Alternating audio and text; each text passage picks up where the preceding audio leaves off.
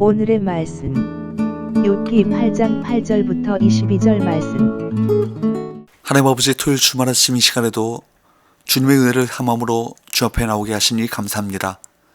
이 시간에도 우리 모두에게 말씀을 통해 하나님의 음성을 들려주옵소서. 예수님의 이름으로 기도합나이다. 아멘.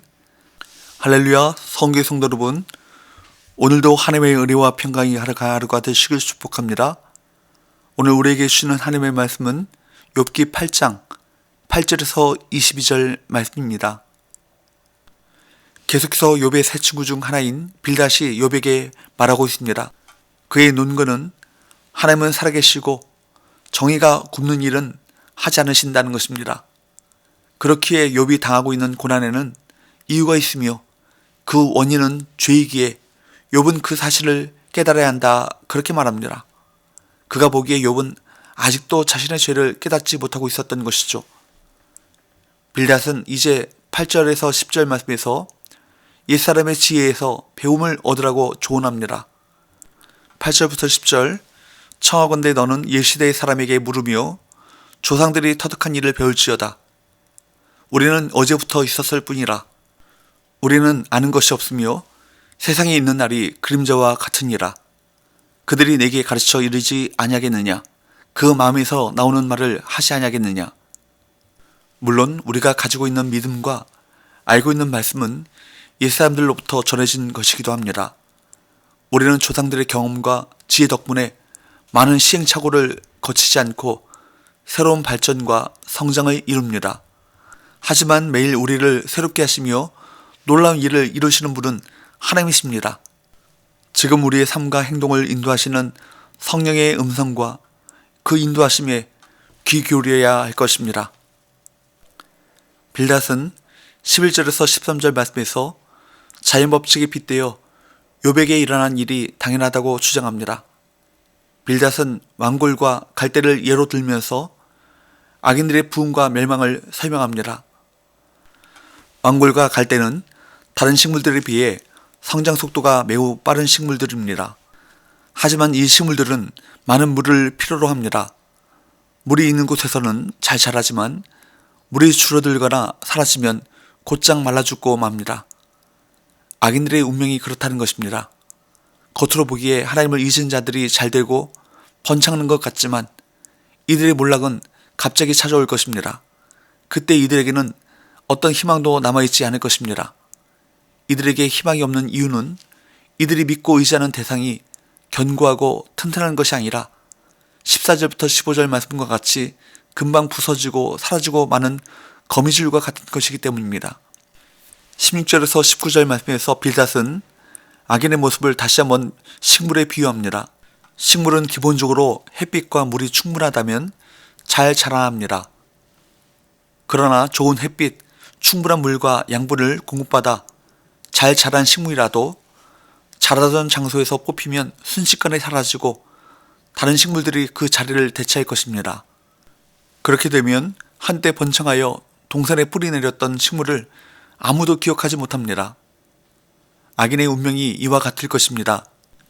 악인이 겉으로 보기에는 아무런 문제 없이 성장하고 번창하는 것 같지만 그의 죄로 인해 하나님께 징계를 받고 나면 그는 흔적도 없이 사라질 것입니다. 그리고 어느 누구도 그를 기억하지 못할 것입니다. 빌닷은 악인은 이렇게 신속하게 망할 것이라고 말합니다.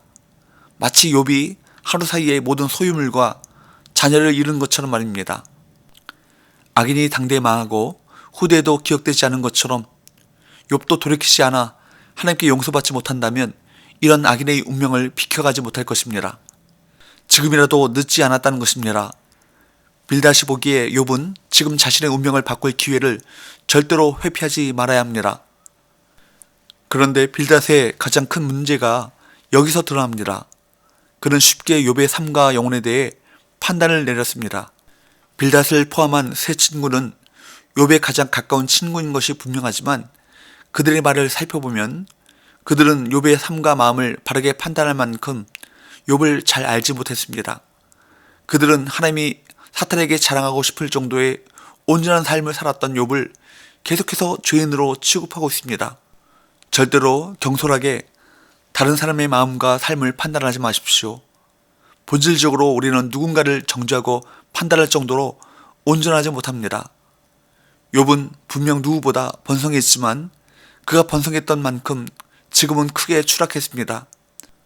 그런데 그런 외적 아픔보다 욥을 향해 하나님을 잊어버린 자, 저독한 자의 희망이라고 판단한 친구들의 말이 그에게는 더 큰 고통이었을 것입니다.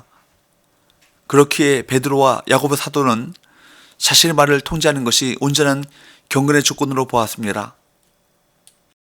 야고보서 1장 26절 누구든지 스스로 경건하다 생각하며 자기 혀를 재갈 물리지 아니하고 자기의 마음을 속이면 이 사람의 경건은 헛것이라. 베드로전서 3장 10절 그러므로 생명을 사랑하고 좋은 날 보기를 원하는 자는 혀를 금하여 악한 말을 그치며 그 입술로 거짓을 말하지 말고. 말이 선하고 온전하지 않다면 경건의 삶을 살고 있다고 할 수 없는 것입니다. 빌닷의 말이 결코 틀린 말은 아닙니다. 20절에서 22절 말씀과 같이 악인은 심판을 받고 의인은 하나님이 회복시킨다. 그것이 그의 신학이었고 주장이었습니다. 하지만 하나님은 빌닷의 신학과 사상보다 훨씬 큰 분이십니다. 빌닷의 단순한 선과 악, 그리고 심판과 보상이라고 하는 단선적 공식으로 하나님은 세상을 운영하지 않으셨습니다. 큰 틀에서 빌닷이 틀렸다고 할 수는 없지만 하지만 그가 알고 있는 것은 진리의 일부분이었습니다. 빌닷은 자신의 제한된 지식을 절대화시켜 의인을 악하다고 정죄하는 그런 잘못을 범했던 것입니다.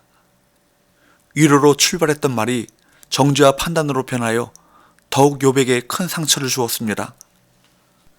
여러분, 우리의 마음과 지식과 행위와 말은 결코 온전할 수 없습니다. 하지만 우리는 너무나 쉽게 다른 이들을 우리 지식과 생각으로 판단합니다. 그리고 그 판단으로 다른 일을 정죄합니다. 이는 매우 위험하고 결코 하나님의 의를 이룰 수 없는 행위인 것입니다. 고난당한 사람을 위로할 때 우리의 지식을 앞세우지 마시고 사랑을 앞세워야 할 것입니다. 아버지의 마음, 아버지 사랑으로 위로하시는 저와 여러분 되시기를 축복합니다. 기도합시다.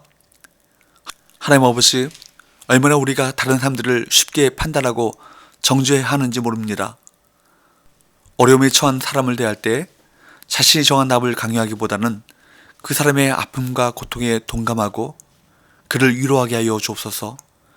다른 이들을 가르치려 들기보다는 주님의 마음으로 공감하고 위로하며 사랑으로 감싸주는 삶을 살게 하여 주옵소서. 예수님 이름으로 기도합니다. 아멘.